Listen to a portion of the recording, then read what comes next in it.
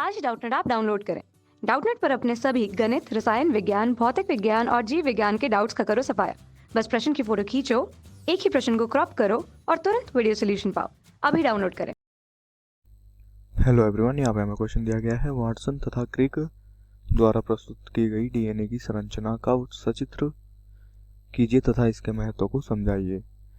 तो वाटसन तथा क्रिक के द्वारा जो प्रस्तुत की गई थी डीएनए की संरचना, उसका हमें सचित्र वर्णन करना है एवं इसके महत्व को समझाना है। तो पहले हम यहाँ पे जो वाटसन और क्रिक के द्वारा प्रस्तुत की गई थी डीएनए की संरचना, उसका चित्र बनाएंगे। तो ये यहाँ पे जो दिखाई दे रही है, ये डीएनए की संरचना वाटसन तथा क्रिक के द्वारा प्रस्तुत की गई थी। डीएनए अणु त्रिविमीय होता है। अब यहाँ पे बात करें डीएनए अणु की, तो ये क्या होता है? त्रिविमीय होता है। क्या होता है? त्रिविमीय। डीएनए अणु क्या होता है? त्रिविमीय होता है। त्रिविमीय और दो तंतुओं से बना होता है। तो इसमें क्या होता है? दो तंतु बने होते हैं, एक ये वाला और एक ये वाला, जो एक दूसरे के चारों ओर से कुंडलित होते हैं। तो ये क्या होता है? चारों ओर से एक दूसरे के कुंडलित होते हैं। वाटसन तथा क्रिक के द्वारा 1953 में ये मॉडल प्रस्तुत किया गया था। तो वाटसन और क्रिक ने कब किया था? 1953 ये मॉडल क्या किया था? प्रस्तुत किया था। और 1962 में क्या हुआ था? उनको नोबेल प्राइज से नवाजा गया था।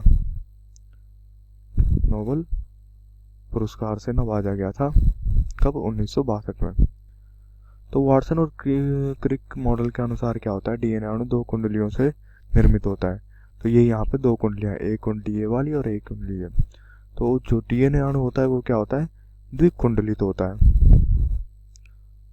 डीएनए अणु क्या होता है? द्विकुंडलित होता है, जिसमें डीएनए के दो तंतु होते हैं। तो ऐसे जैसे कि मैंने बताया, ये क्या है? तंतु। तो इसमें क्या होते हैं?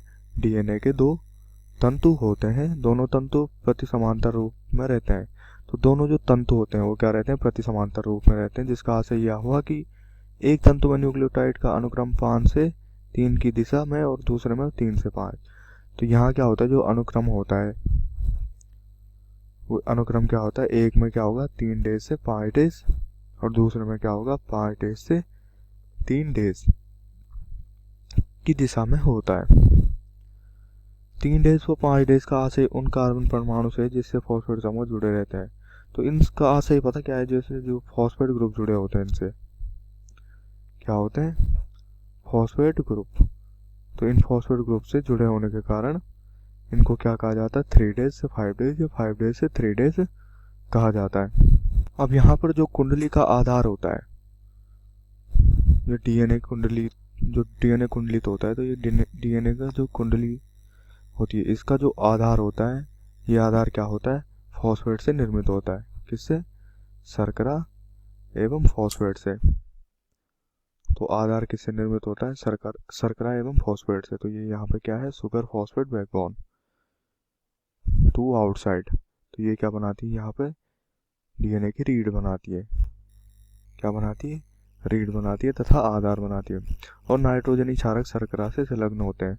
और यहाँ पर जो नाइट्रोजनी क्षारक होते हैं, ये नाइट्रोजनी क्षारक क्या होते हैं? शर्करा से संलग्न होते हैं। तो शर्करा से मिले हुए कौन होते हैं यहाँ पे? नाइट्रोजनी क्षारक। क्या होते हैं? नाइट्रोजनी क्षारक। दोनों तंतुओं के क्षारक हाइड्रोजन बंधों से जुड़े होते हैं। अब यहाँ पर क्या होता है? जो ये दोनों तंतु हैं, इन दोनों तंतुओं के जो क्षारक होते हैं, ये क्षारक क्या होते हैं? हाइड्रोजन बंध के द्वारा क्या होते हैं? जुड़े हुए होते हैं। सार्कफोप के नियमानुसार क्षारक युग्मन अति विशिष्ट होता है। तो यहाँ पर एक एडेनिन फ्लोरीन क्षारक सदैव थायमिन। तो यहाँ पर जो एडेनिन होता है वो सदैव क्या होता है? थायमिन के साथ जुड़ता है। और जो ग्वानिन होता है वो क्या जुड़ता है? साइटोसिन के साथ जुड़ता है या संयुक्त होता है। क्षारक के ये युग्म पूरक क्षारक कहलाते हैं। अब क्षारक के जो ये युग्म होते हैं, ये क्या कहलाते हैं? पूरक क्षारक। पूरक क्षारक। और यहाँ पर जो एडेनिन और ग्वानिन है, ये क्या है? दोनों ये प्यूरिन्स है। और थायमिन और साइटोसिन क्या है? पिरिमिडीन्स या पायरिमिडीन्स। क्या है? पिरिमिडीन्स या पायरिमिडीन्स है। अब यहाँ पर जो एडिनिन और थायमिन जुड़े होते हैं, इनमें क्या होते हैं, 2 हाइड्रोजन बंध। तो ये क्या होते हैं, 2 हाइड्रोजन बंध के द्वारा जुड़े होते हैं, जबकि ग्वानिन और साइटोसिन 3 हाइड्रोजन बंध के द्वारा जुड़े हुए होते हैं। तो जो ग्वानिन और साइटोसिन होता है वो क्या होते हैं, 3 हाइड्रोजन बंध के द्वारा जुड़े होते हैं।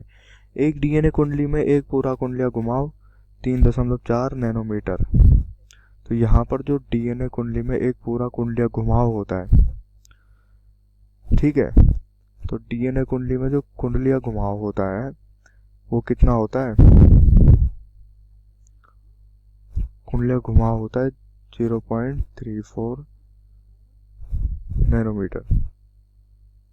कितना होता है ये, 0.34 नैनोमीटर, या जिसको हम क्या कहते हैं, 34 एंगस्ट्रॉम। ये क्या होता है, 34 एंगस्ट्रॉम लंबा होता है। इस पूरे घुमाव में 10 क्षारक युग्म होते हैं। तो एक इस पूरे घुमाव में क्या होते हैं, 10 क्षारक युग्म होते हैं। तो 10 क्षारकों के युग्म होते हैं यहाँ पे, जो ये पूरे घुमाव को क्या करते हैं, पूर्ण करते हैं। प्रत्येक क्षारक युग्म जो है परस्पर 0.34 नैनोमीटर या 3.4 एंगस्ट्रॉम की दूरी से पृथक्कृत होते हैं।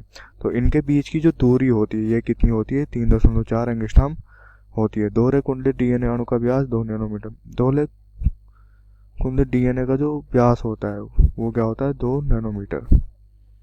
वाटसन और क्रिक मॉडल इस बात की भलीभांति व्याख्या करता है कि इस प्रकार अणु डीएनए के 2 तंतु प्रतिकृति व अनुलेखन के दौरान पृथक्कृत के दौरान पृथक होकर पुनः कुंडलित हो सकते हैं। तो यहाँ पर जो वाटसन एवं क्रिक के द्वारा क्या होता है, इस प्रकार अणु डीएनए के 2 तंतु प्रतिकृति व अनुलेखन के दौरान क्या कर सकते हैं, पृथक्कृत होकर पुनः कुंडलित हो सकते हैं। क्या हो सकते हैं, यहाँ पे ये पुनः कुंडलित हो सकते हैं। अब यहाँ पे जो डीएनए की प्रतिकृति होती है, तो डीएनए की प्रतिकृति सदैव क्या होती है, 5 डेज से 3 डेज दिशा में होती है।